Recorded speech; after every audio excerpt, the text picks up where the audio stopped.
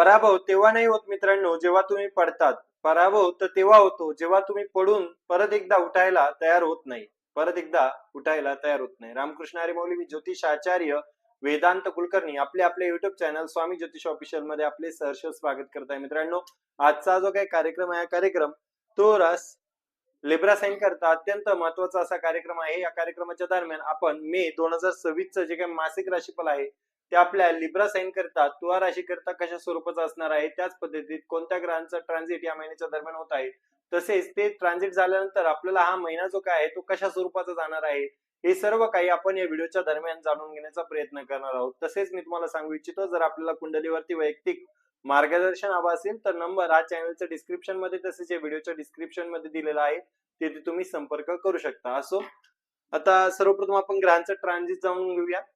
कशा स्वरूपाचं ट्रान्झिट आहे. आपली तो राशीचे जे काही स्वामी आहेत शुक्र, हे आपल्या अष्टम स्थानामध्ये स्थित आहे, 8व्या स्थानामध्ये. तसेच आपल्या पंचम स्थानामध्ये चाणक्य राहू देवता विराजमान आहेत, भ्रमाचे कारक. त्याच पद्धतीत आपल्या 6व्या स्थानामध्ये मंगळ व शनी विराजमान आहेत.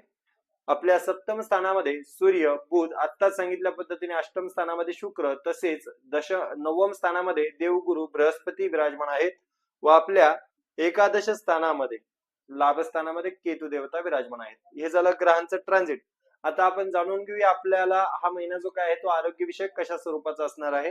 मित्रांनो, ज्यावेळेस आपल्याला आरोग्याचा विचार करायचा असतो त्यावेळेस आपल्याला कुंडलीचं फर्स्ट हाऊस, आपला इम्युन कसा आहे, आपली इम्युनिटी पॉवर कशी आहे, ते सर्व बघण्याकरिता आपण प्रथम स्थानाचा विचार करत असतो. तर प्रथमेश 7वी रास आहे म्हणजे तुळ राशीचे स्वामी शुक्र हे अष्टम स्थानामध्ये स्थित आहेत. बाकी ग्रहांची स्थिती बघता राहू हे आपल्या पंचम स्थानात आहे व पंचमे जे काय आहेत ते आपल्या 6व्या स्थानामध्ये आहे, ऋण रोग शत्रूच्या स्थानामध्ये आहे. त्याच पद्धतीमध्ये जर बघितलं गेलं असता, बुध देखील आपल्या सप्तम स्थानामधून 8व्या स्थानामध्ये स्थलांतर करणार आहेत 15 मे रोजी. ग्रहांची स्थिती बघता असं दिसून येत आहे की पंचमेश आपल्या 6व्या स्थानामध्ये असल्या कारणास्तव त्या ठिकाणी थोड्याशा पद्धतीत पोटाचे विकार जाणवू शकतात. त्याच पद्धतीमध्ये आफ्टर 15 मे नंतर थोड्याशा पद्धतीत त्वचेच्या विकारांना आपल्याला सामोरं जावं लागू शकतं. या दोन गोष्टींची आपण महत्वाची म्हणजे काळजी घेतली पाहिजे. त्याच पद्धतीत आपला जो काही स्लीप पॅटर्न आहे, म्हणजेच झोपेचे काही नियम आहेत, ते जे काय थोड्याशा पद्धतीने बिघडू शकतात. झोपेच्या विषयक थोड्याशा पद्धतीने तक्रारी या महिन्याच्या दरम्यान जाणून येऊ शकतात. झोप पुरेशी होऊ शकणार नाही. का म्हणतोय मी असं, कारण बुध जे काय आहे ते 8th हाऊस मध्ये येणार आहे. 8व्या स्थानामध्ये बुध आल्यानंतर विचार अत्यंत जास्त प्रमाणामध्ये मनुष्य करायला लागतो व त्यामुळे त्या ठिकाणी झोप ही परिपूर्णपणे होऊ शकत नाही.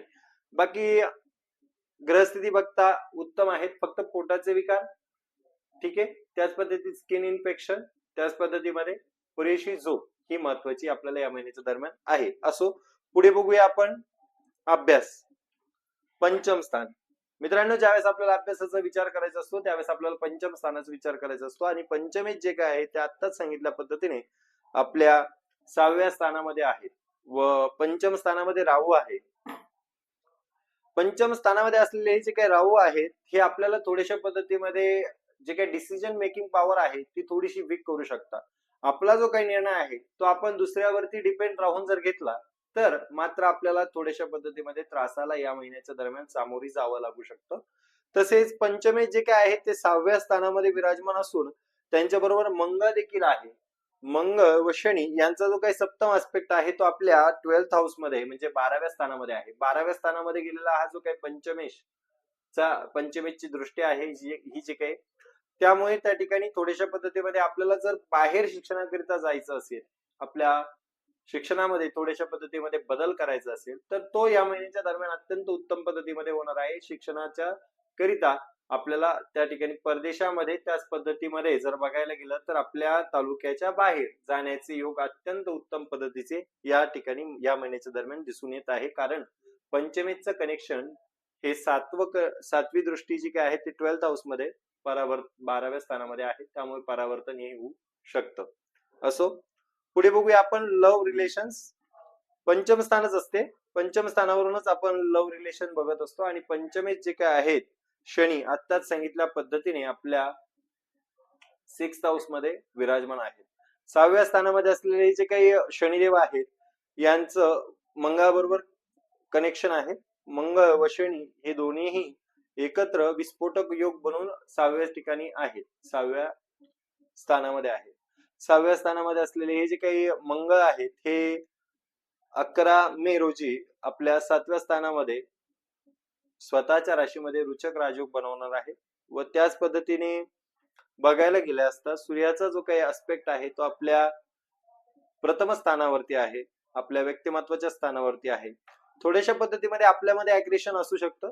तसेच राहू 5th हाऊस मध्ये असल्या कारणास्तव थोड्याशा पद्धतीमध्ये आपल्याला समोरच्या विषयक आपलं ज्यांच्याबरोबर लव्ह रिलेशनशिप्स आहेत त्यांच्या विषयक थोडेसे डाऊट्स क्रिएट होणे, आपल्याला सोडून हा व्यक्ती दुसऱ्याबरोबर बोलतोय का, अशा पद्धतीचे जे काही डाऊट्स आहेत ते या महिन्याच्या दरम्यान थोड्याशा पद्धतीने क्रिएट होऊ शकतात. कारण राहू देवता जे काय आहेत ते आपल्या पंचम स्थानामध्ये आहेत. तसं बघायला गेल्यास राहू जे काय आहेत ते आपल्या 2 डिसेंबर पर्यंत 2 डिसेंबर 2026 पर्यंत याच स्थानामध्ये आहे. त्यामुळे रिलेशनशिपच्या बाबतीमध्ये थोड्याशा पद्धतीत हा जो काही महिना आहे तो थोडासा कडवाहट आणू शकतो डाऊट जर घेतला तर. बाकी बघितलं असता शुक्र हा जो काय आहे, शुक्रापासून शनी जे काही आपले पंचमेश आहे ते आपल्या एकादश स्थानामध्ये स्थित आहे, लाभस्थानामध्ये. त्यामुळे पार्टनर कडून ज्यांच्याबरोबर आपलं लव्ह रिलेशनशिप्स आहेत त्यांच्यापासून आपल्याला काही ना काही लाभ हा होऊ शकतो. त्याच पद्धतीत शनी पासून देखील तृतीय स्थानामध्ये शुक्र आहे. त्यामुळे लव्ह रिलेशनशिप्स या महिन्याच्या दरम्यान अत्यंत उत्तम पद्धतीचे आहे. फक्त एकच गोष्ट सोडली तर राहू पंचम स्थानामध्ये, त्या ठिकाणी थोड्याशा पद्धतीमध्ये गैरसमज हा निर्माण करत असतो. कारण तो एक छायाग्रह आहे. इमेजिन करतो आपण की हा व्यक्ती असा असेल, इमेज क्रिएट होते आपल्या डोक्यामध्ये की ही व्यक्ती तशी असेल, परंतु ते तसं नसते. ठीक आहे. राहू जो काय आहे तो आपल्याला परिपूर्णपणे तशी इमेज क्रिएट करायला फोर्स करत असतो. त्यामुळे तेवढी गोष्ट आपण सोडून द्यावी. पुढे बघूया आपण वैवाहिक जीवन. मित्रांनो, ज्यावेळेस आपल्याला वैवाहिक जीवनाचा विचार करायचा असतो त्यावेळेस आपल्याला कुंडलीचे जे काही सप्तम स्थान आहे त्या सप्तम स्थानाचा विचार करायचा असतो. आणि सप्तमेश जे काय आहे ते आपल्या स्वतःपासून 12व्या स्थानामध्ये स्थित आहे. 11 मे पर्यंत थोड्याशा पद्धतीमध्ये आपल्या पार्टनरचा आरोग्यविषयक तक्रारी या महिन्याच्या दरम्यान आपल्याला सहन करावा लागणार आहे.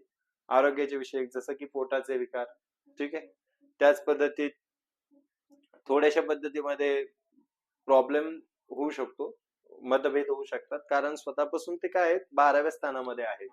त्यामुळे थोड्याशा पद्धतीमध्ये त्रास हा पार्टनर कडून आपल्याला होऊ शकतो किंवा आपल्याकडून पार्टनरला होऊ शकतो.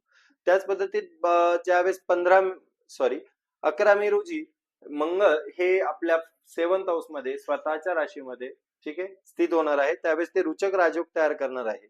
आणि हा झालेला जो काही रुचक राजयोग आहे तो उत्तम पद्धतीमध्ये आपल्याला पत्नी पती विषयक अत्यंत उत्तम पद्धतीमध्ये राहणार आहे. परंतु असे असले तरी देखील सूर्य मंगळ हे ज्यावेळेस या ठिकाणी असतील त्यावेळेस त्यांचा सप्तम अस्पेक्ट जो काय तो प्रथमात असेल. त्यामुळे थोड्याशा पद्धतीमध्ये इगो क्लायसिस या महिन्याच्या दरम्यान होऊ शकतात.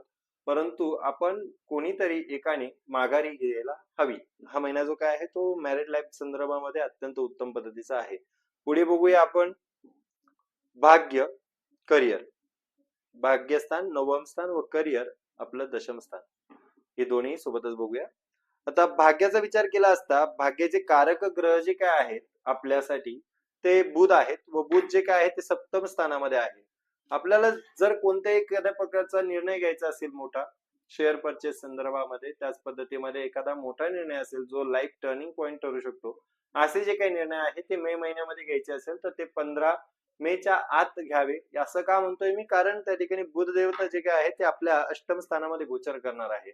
अष्टम स्थानामध्ये गेलेले हे जे काय बुध देवता आहे ते थोड्याशा पद्धतीमध्ये निर्णय जे काय ते चुकवून देऊ शकतात. त्यामुळे त्या ठिकाणी आपल्याला जर करिअरच्या बाबतीमध्ये तसेच त्या ठिकाणी जर एखादे मोठे निर्णय घ्यायचे असेल भाग्याच्या बाबतीमध्ये ते जे काही निर्णय आहेत ते निर्णय हे आपण 15 मेच्या आत घ्यावे. त्याच पद्धतीने जर करिअरचा विचार केला असता मंगळ ज्यावेळेस आपल्या सप्तम स्थानामध्ये येणार आहे त्यावेळेस करिअर मध्ये ग्रोथ ही आपल्याला बघून येणार आहे. मंगळाचा जो काही आस्पेक्ट आहे तसेच सूर्याचा जो काही आस्पेक्ट आहे तो आपल्या प्रथम स्थानावरती असल्या कारणास्तव अत्यंत उत्तम पद्धतीमध्ये आपण करिअरच्या दृष्टिकोनातून अत्यंत उत्तम असे निर्णय घेणार आहे. विशेषतः ज्यांच्या रिसर्च फील्डच्या विषयक करिअर आहे त्यांना अत्यंत उत्तम पद्धतीचं आहे. का म्हणतोय मी असं, कारण शुक्र जे काय आहे ते अष्टम स्थानामध्ये रिसर्चच्या स्थानामध्ये त्या ठिकाणी रिसर्चच्या स्थानामध्ये त्या ठिकाणी स्वराशीस्थ होऊन रुचक राजयोग तयार करत आहेत. त्यामुळे त्या ठिकाणी अत्यंत उत्तम पद्धतीचा योग या ठिकाणी या महिन्याच्या दरम्यान आपल्याला राहणार आहे करिअरच्या बाबतीमध्ये पण.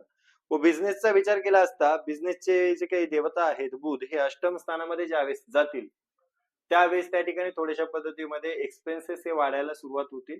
त्या प्रमाणामध्ये आपला खर्च देखील वाढेल व त्या ठिकाणी आपल्याला इन्कम सॅटिस्फॅक्शन देखील या महिन्याच्या दरम्यान अत्यंत उत्तम पद्धतीचं होणार आहे. त्यामुळे कोणत्याही पद्धतीची काळजी करण्याचा कारण नाही. असो, हे झालं आपलं मे 2026 च जे काही तुला राशीचं मासिक राशीफल आहे ते.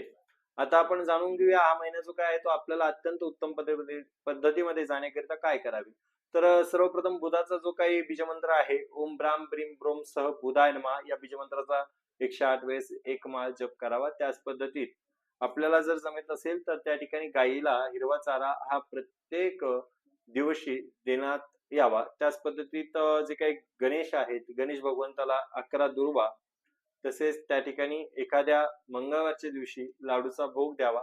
अशा पद्धतीने केले असता हा महिना जो काय आहे तो अत्यंत उत्तम पद्धतीचा आपल्याला बिझनेसच्या दृष्टीने करिअरच्या दृष्टीने भाग्याच्या दृष्टीने जाणारा ठरेल. असो, रामकृष्ण हरी. धन्यवाद.